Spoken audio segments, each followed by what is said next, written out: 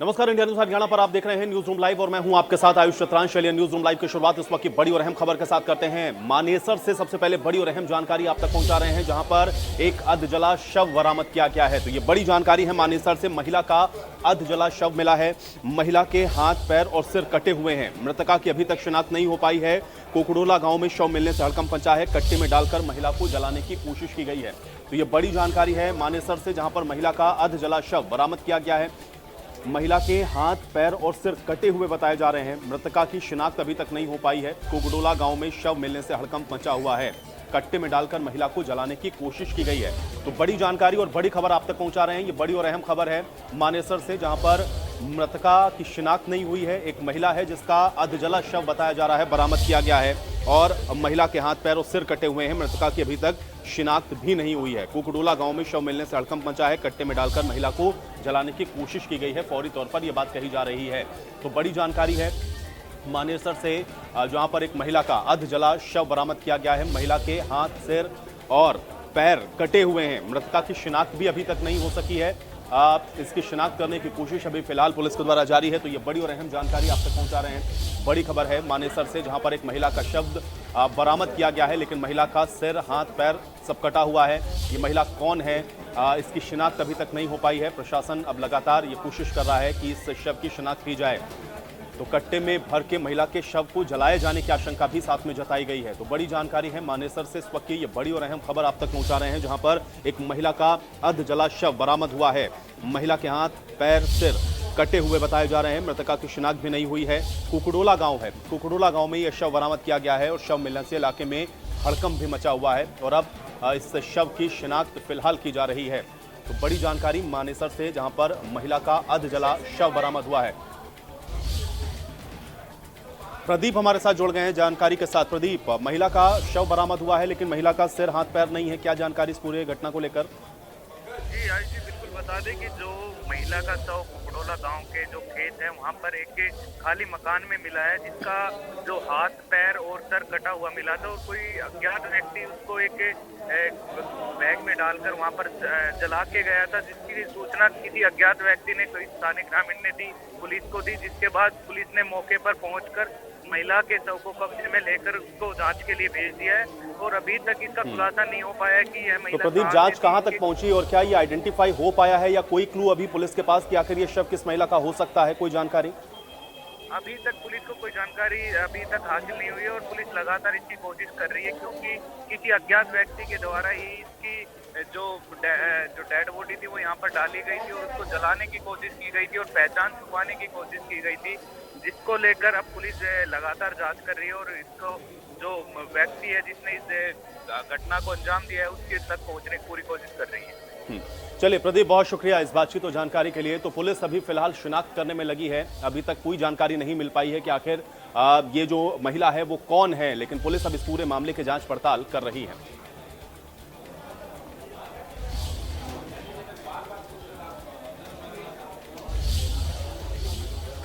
और चलिए अगली खबर का रुख करेंगे। गुरुग्राम से बड़ी जानकारी है, जहां पर अनिल विज के द्वारा अधिकारियों के साथ बैठक की गई है और बैठक में कानून व्यवस्था की समीक्षा गृह मंत्री अनिल विज के द्वारा की गई है। तो ये बड़ी जानकारी है, बड़ी खबर आप तक पहुंचा रहे हैं। अनिल विज ने अधिकारियों के साथ बैठक की, जिसमें कानून व्यवस्था को मजबूत करने के निर्देश दिए हैं और बैठक में पुलिस कमिश्नर कला रामचंद्रन भी मौजूद रहे हैं। जिला पुलिस के तमाम अधिकारी भी इस बैठक में मौजूद रहे। तो गुरुग्राम के दौरे पर हैं अनिल विज, जहां पर उन्होंने कानून व्यवस्था की समीक्षा की, अधिकारियों के साथ ये बैठक की है।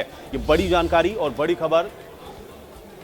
तो अनिल विज जो कि गुरुग्राम के दौरे पर हैं, जहां पर अधिकारियों के साथ बैठक करके उन्होंने कानून व्यवस्था की समीक्षा की है। गुरुग्राम के दौरे पर हैं अनिल विज, जहां पर जिला पुलिस के तमाम अधिकारी बैठक में मौजूद रहे। इसके अलावा पुलिस कमिश्नर कला रामचंद्रन की भी मौजूदगी रही है। कानून व्यवस्था को मजबूत करने के निर्देश अनिल विज के द्वारा दिए गए हैं। तो ये बड़ी जानकारी आप तक पहुंचा रहे हैं। गुरुग्राम से बड़ी खबर है, अनिल विज ने अधिकारियों के साथ बैठक की है। बड़ी जानकारी है, बड़ी खबर है। अनिल विज जो कि गुरुग्राम के दौरे पर हैं और यहां पर अधिकारियों के साथ बैठक करके कानून व्यवस्था की समीक्षा की है। अधिकारियों को निर्देश दिया है कानून व्यवस्था और मजबूत किया जाए। इस बैठक के अंदर आपको बता दें कि पुलिस कमिश्नर कला रामचंद्रन भी मौजूद रहे।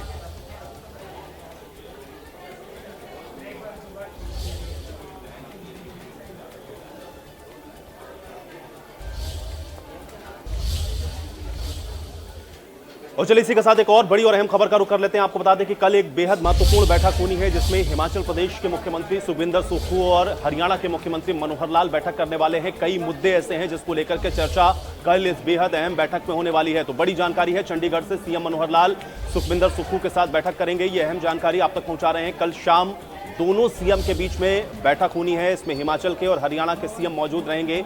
वाटर सेज समेत कई मुद्दों पर इसमें बातचीत होगी।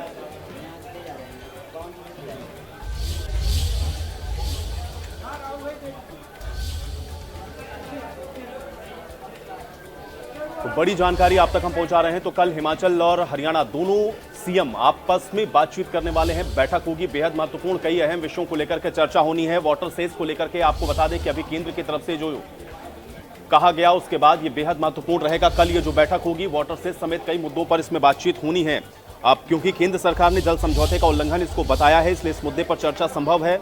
और ये जानकारी आपको बता दें कि सीएम के प्रधान सचिव वी उमाशंकर की तरफ से दी गई थी कि हिमाचल को सेस लगाने का अधिकार नहीं है। हिमाचल जल समझौते का उल्लंघन नहीं कर सकता, केंद्र ने स्पष्ट कर दिया है। और वाटर सेस के खिलाफ हरियाणा ने एक प्रस्ताव भी पास किया था। तो ऐसे में कल शाम को जब दोनों सीएम बैठेंगे तो जाहिर है कि इन विषयों पर चर्चा होनी है। इसमें वाटर सेस का मुद्दा सबसे अहम होगा, क्योंकि हरियाणा ने जब ये वाटर सेस लगाया गया हिमाचल के अंदर तो इसका विरोध भी किया था। इसको लेकर के एक प्रस्ताव भी पारित हुआ था। और अब चूंकि केंद्र ने भी इसको कहा है कि ये जल समझौते का उल्लंघन है, इसलिए कल ये जो बैठक होगी बेहद महत्वपूर्ण रहेगी। इसमें हिमाचल के सीएम सुखविंदर सुक्खू मौजूद रहेंगे, हरियाणा के सीएम मनोहर लाल की मौजूदगी होगी। और भी कई ऐसे अहम विषय हैं जिसमें दोनों मुख्यमंत्री कल इस बैठक के अंदर चर्चा करने वाले हैं। तो कल शाम को दोनों सीएम के बीच में यह वार्ता होनी है। वाटर सेज समेत कई मुद्दों पर बातचीत, ये बड़ी जानकारी और बड़ी खबर आप तक पहुंचा रहे हैं। चंडीगढ़ से ये बड़ी जानकारी है। देखिए शाम 6 बजे दोनों सीएम की बैठक होगी, तो समय भी इसके लिए निर्धारित है। शाम 6 बजे ये बैठक होनी है। साक्षी हमारे साथ हमारी सहयोगी जुड़ गई है जानकारी के साथ। साक्षी, कल हिमाचल के सीएम और हरियाणा के सीएम बैठक करने वाले हैं शाम 6 बजे। क्या एजेंडा बैठक का अपडेट करें? जी बिल्कुल, देखिए आपको बता दें कि कल शाम 6 बजे चंडीगढ़ में ये महत्वपूर्ण बैठक जो है ये होने वाली है, जिसमें हरियाणा के मुख्यमंत्री मनोहर लाल और हिमाचल प्रदेश के मुख्यमंत्री सुखविंदर सुक्खू एक साथ बैठेंगे, बातचीत करेंगे। और बातचीत अगर बैठक के मुद्दों की बात करें तो वाटर सेस जो मुद्दा है जो अभी फिलहाल गरमाया हुआ है दोनों प्रदेशों के बीच में।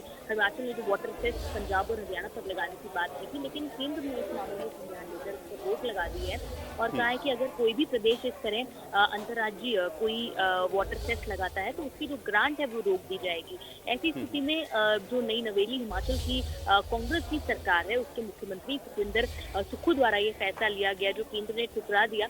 ऐसे में ये जो कल वार्तालाप होने वाली है, ये जो मीटिंग होने वाली है, इसमें वाटर सेस से जुड़े मसले के साथ साथ ही कई और अन्य जो राजनीतिक मसले हैं या फिर चंडीगढ़ से जुड़े हुए जो मसले हैं उन तमाम मुद्दों पर भी बातचीत हो सकती है। जी चलिए साक्षी, बहुत शुक्रिया इस बातचीत और जानकारी के लिए। तो कल कई अहम मुद्दों को लेकर बातचीत होगी, लेकिन जाहिर है वाटर सेज का मुद्दा इसमें सबसे अहम रहेगा। और देखना यह है कि कल इस बैठक के बाद क्या कुछ निकल कर सामने आता है। तो कल बेहद महत्वपूर्ण बैठक जो कि शाम को 6 बजे होनी है, ये बड़ी और अहम जानकारी।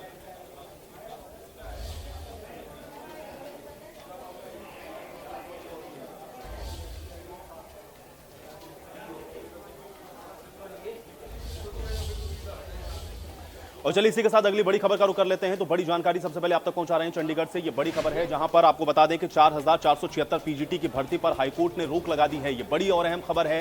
हाईकोर्ट की तरफ से इस भर्ती पर रोक लगाई गई है। ये बड़ी जानकारी है। परीक्षा का पैटर्न बदलने के खिलाफ आपको बता दें कि याचिका दायर की गई थी, जिस पर हाईकोर्ट ने हरियाणा सरकार और एचपीएससी को नोटिस जारी किया है। अब 2019 में पीजीटी भर्ती का विज्ञापन निकाला गया था। बार बार नियम बदलने के चलते ये जो भर्ती है वो अभी तक नहीं हो सकी है और अब 4476 पीजीटी की भर्ती पर हाईकोर्ट की तरफ से रोक लगा दी गई है। ये बड़ी जानकारी और बड़ी खबर आप तक पहुंचा रहे हैं। परीक्षा का पैटर्न बदलने के खिलाफ आपको बता दें कि ये याचिका दायर हुई थी और इसी के चलते हाईकोर्ट ने हरियाणा सरकार और एचपीएससी को एक नोटिस भी जारी किया है। 2019 में पीजीटी भर्ती का ये विज्ञापन निकाला गया था, लेकिन बार बार चूंकि नियम इसमें बदले गए इसलिए अभी तक ये भर्ती नहीं हो पाई है। और अब इस पर अहम जानकारी यह है कि 4476 पीजीटी की भर्ती पर हाईकोर्ट ने रोक लगाई है।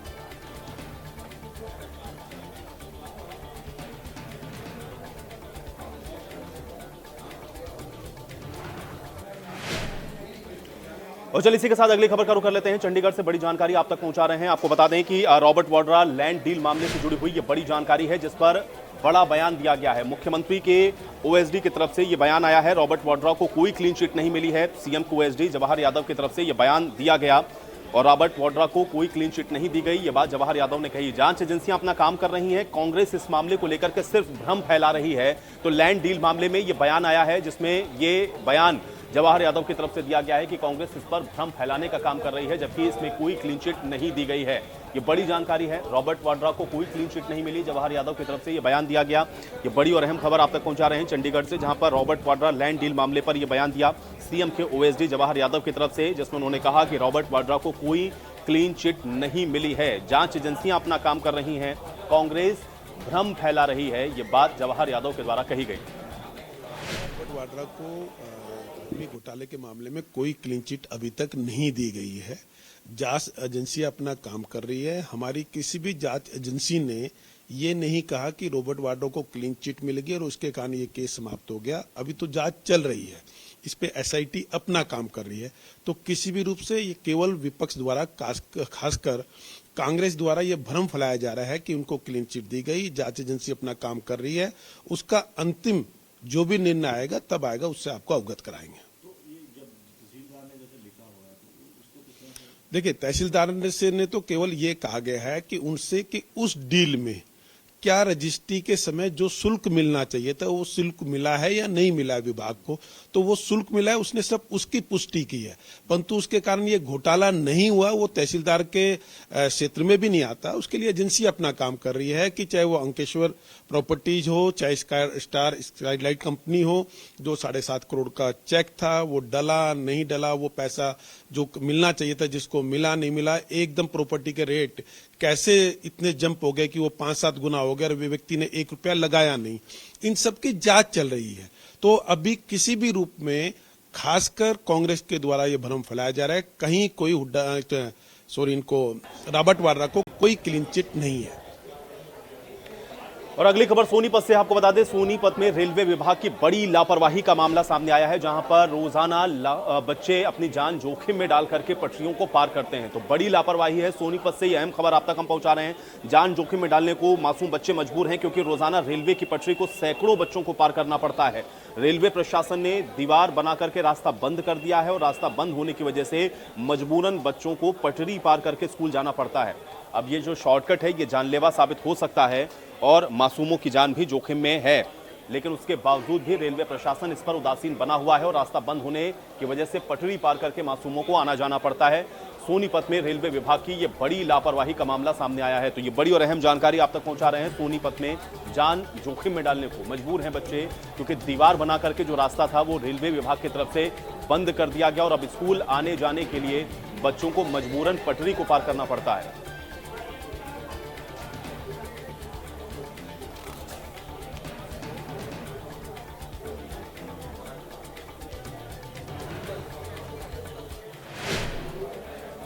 तो वहीं आपको बता दें कि कैथल की मंडी में कृषि मंत्री जेपी दलाल के द्वारा दौरा किया गया है और यहां पर उन्होंने किसानों से बातचीत करके उनकी समस्याओं के बारे में जाना है और बातचीत करने के बाद उन्होंने अधिकारियों को सख्त निर्देश दिया। उन्होंने कहा कि किसानों को किसी भी प्रकार की परेशानी नहीं होनी चाहिए। कृषि मंत्री ने यह भी कहा कि किसानों को बर्बाद फसल का मुआवजा जल्द ही सरकार देगी। उन्होंने मंडी में शेड लगवाने के आदेश भी इस दौरान जारी किए। कैथल मंडी का दौरा किया और ये हरियाणा की हमारी बड़ी मंडियों में से है और कैथल शहर में 3 मंडियां हैं। तो गेहूं की अराइवल का आकलन लिया। हमारे अधिकारी बैठे हैं, सारे जिला प्रशासन के अधिकारी हैं, मंडी के हैं और यहाँ पर अराइवल जो है बहुत अच्छी है। लगभग 56,60,000 बोरियां आ चुकी हैं यहाँ क्विंटल की और पिछले साल से 30 दिन में 40 लाख आई थी। तो ज़्यादा अराइवल है।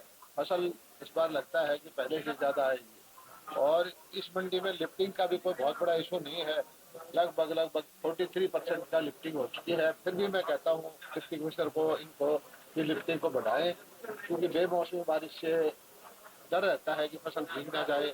कल भी थोड़ी बहुत बूंदाबांदी आई थी, हालांकि मैंने चेक किया है वो ज़्यादा भीगी हुई फसल नहीं है। हमारा ये इस बार जो परचेज चल रही है पहले से अच्छी है। जो दाना है खराब था, उसकी परमिशन मैंने भारत सरकार से लेगी, राष्ट्र ब्लॉक्स की, किसान को कोई पैसा नहीं काटा जाए। तो वहीं आपको बता दें कि अंबाला के अंदर पूर्व मुख्यमंत्री ओम प्रकाश चौटाला के द्वारा कार्यकर्ताओं के साथ बैठक की गई और इस बैठक में उन्होंने कार्यकर्ताओं को संबोधित करते हुए सरकार के ऊपर जमकर निशाना साधा है। उन्होंने ये कहा कि इनेलो की सरकार आते ही प्रदेश के युवाओं को रोजगार हम देंगे, ये वादा हम कर रहे हैं। इसके अलावा उन्होंने ये भी कहा कि आज हर वर्ग सरकार से दुखी है और इनेलो की सरकार आने के बाद सभी की समस्या का हल होगा। उन्होंने ये भी कहा कि हमारा किसी से कोई द्वेष नहीं है, लेकिन जो राष्ट्र हित की बात करेगा हम उसके साथ हैं। तो ओपी चौटाला आपको बता दें कि अंबाला में कार्यकर्ताओं के साथ संवाद कर रहे थे। इस दौरान उन्होंने संवाद करते हुए इंडियन नेशनल लोक दल आगे किन मुद्दों के साथ चुनाव में जाएगा इस विषय का जिक्र किया। साथ ही साथ मौजूदा सरकार पर निशाना साधते हुए उन्होंने कहा कि रोजगार को लेकर के सरकार ने कोई काम नहीं किया है और इंडियन नेशनल लोक दल की सरकार आते ही हम युवाओं को रोजगार देने का काम करेंगे। बहुत अच्छा रिस्पांस मिल रहा है, लोगों में बड़ा जोश उत्साह और उत्साह, अप्रत्याशित भीड़ जमा हो गई। हमारा किसी से कोई द्वेष नहीं, कोई विरोध नहीं। हमने अतीत में आपने देखा होगा कि आज जिस बीजेपी का हम विरोध कर रहे हैं उसके साथ हमारा संगठन भी पहले हुआ है। तो राष्ट्र के हित में जो कोई अच्छी सोच रखेगा उसका हम स्वागत करेंगे। कोई भी बात सरकार मानने के लिए तैयार नहीं है। ये तो सरकार है ही नहीं, ये तो लुटेरों का एक गिरोह है। कोई भी बात सरकार मानने के लिए तैयार नहीं है। ये तो सरकार है ही नहीं, ये तो लुटेरों का एक गिरोह है।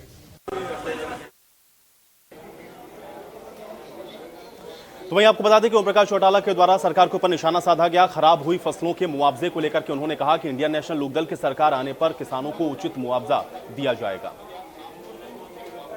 सरकार इसका मुआवजा देने के लिए तैयार नहीं है। मैंने शायद ये बात अपने भाषण में ना कही हो, आज फिर दोहराता हूँ कि हमारी सरकार आने के बाद जितना भी फसलों का नुकसान हुआ उसका सारा मुआवजा देगी। तो वहीं आपको बता दें कि जेवर इंटरनेशनल एयरपोर्ट को बल्लभगढ़ से जोड़ने को लेकर के आ रही अड़चनों को जल्द ही दूर किया जाएगा और इसी विषय को लेकर के आपको बता दें कि डीसी विक्रम यादव ने इंडिया न्यूज हरियाणा के साथ खास बातचीत की। उन्होंने क्या कुछ कहा है, आइए आपको सुनवाते हैं। जेवर इंटरनेशनल एयरपोर्ट से बल्लभगढ़ को जोड़ने के लिए एनएचएआई द्वारा अलाइनमेंट जो की गई थी उसको लेकर डिस्ट्रिक्ट टाउन प्लानिंग और डिपार्टमेंट की तरफ से कई सवाल उठाए गए थे अलाइनमेंट को लेकर, क्योंकि कई सेक्टरों को विभाजित करते हुए ग्रीन हाईवे जा रहा था। लेकिन अब सभी तमाम बाधाएं दूर कर ली गई हैं। मामला मुख्यमंत्री मनोहर लाल तक भी पहुंचा था। अब डीसी हमारे साथ में विक्रम यादव हैं, चूंकि अधिकारियों की एक बैठक हुई थी उसके बाद में तमाम जो प्रक्रिया है वो आगे बढ़नी शुरू हो चुकी है। सर, ग्रीन हाईवे बनने जा रहा है, किस तरह की प्रक्रिया रहने वाली है, कब तक बनेगा और जो बाधाएं थी वो क्या थी? यहाँ से जैसे फरीदाबाद से लेके जेवर एयरपोर्ट तक की कनेक्टिविटी जो एनएचएआई बना रही है, तो इसमें एक दो इश्यूज आए थे कि जो डेवलपमेंट प्लान था तो उसमें कहीं ना कहीं वो जो हाईवे था उसमें थोड़ी सी बाधा उत्पन्न कर रहा था। तो सीएम साहब की अध्यक्षता में सर ने मीटिंग ली थी, तो उसमें सीएम सर ने कह दिया कि एनएचएआई क्योंकि एडवांस स्टेजेस पे है अपने प्रोजेक्ट की इम्प्लीमेंटेशन पे, तो उनका प्रोजेक्ट आगे बढ़ाएंगे और डेवलपमेंट प्लान में जो खामियां हैं वो टाउन एंड कंट्री प्लानिंग अपनी फिर से एक बार रिवाइज कर लेगा। बताया जा रहा है सर 25 से 30 मिनट में दूरी तय हो जाएगी, सुगम रास्ता हो जाएगा। कैसे देख रहे हैं, कब तक पूरा हो जाएगा ये? अभी इसमें टेंडर्स इसके लग चुके हैं, काम जल्दी शुरू हो जाएगा। इसमें ये एक बाधा ये वाली थी जो आपने मेंशन करी अभी, तो ये भी बाधा भी दूर हो गई। अभी इसकी प्लानिंग ये कर रहे हैं कैसे सर्विस लेन कहाँ से शुरू होंगी, कहाँ तक रहेगी, तो उसके लिए कितना लैंड एडिशनल या फिर इसी लैंड में बना लेंगे, तो ये भी जल्दी कर लेंगे। परंतु जो मेन कैरेज वे था उसके टेंडर इनके पहले ही लग चुके हैं, एजेंसी भी आ चुकी है, वो अपना आरएमसी प्लांट भी लगा रही है। तो उम्मीद है जल्दी ये प्रोजेक्ट भी शुरू होगा और टाइमली कोशिश इनकी ये है अगले साल से पहले कंप्लीट कर लेंगे। सर, एक बड़ा प्रोजेक्ट और तेजी से जिस पर निर्माण कार्य चल रहा है दिल्ली मुंबई वडोदरा एक्सप्रेस में, छोटी छोटी कहीं कई चीज़ें बाधाएं वहाँ भी आ रही थी, क्या उनको कैसे दूर किया गया है और अब क्या काम बहुत तेजी पकड़ेगा? तो जैसे कि दिल्ली बॉम्बे जो एक्सप्रेसवे जो बन रहा है तो फरीदाबाद से निकल रहा है, तो यहाँ पे भी कुछ इश्यूज थे, जैसे फॉरेस्ट्री क्लियरेंसेस का था या फिर जो इलेक्ट्रिकल के हाई टेंशन वायर्स हैं उनकी शिफ्टिंग का था, तो वो सारे इश्यूज अब दूर हो गए हैं। फॉरेस्ट की परमिशन भी आ गई है, इरिगेशन का एक मैटर था वो भी काम वहाँ पे भी चल रहा है। इसके अलावा इलेक्ट्रिकल पोल्स जो शिफ्ट होने थे उस पर भी काम अब शुरू हो गया, तो सारी बाधाएं अब दूर हैं। तो ये भी उम्मीद है, हमारी कोशिश ये है कि इस साल के अंत से पहले इस प्रोजेक्ट को भी हम पूरा कर लें। केल गांव से उसको शुरुआत कर दिया गया है, इसका ये हिस्सा बचा हुआ है, क्या मान के चले इसी साल में वो पूरा हो पाएगा? बिल्कुल, हमारी कोशिश यही है कि इसी साल के अंदर हम इस प्रोजेक्ट को फरीदाबाद के अंदर जो कनेक्टिविटी है वो पूरी इस साल में करवाएं।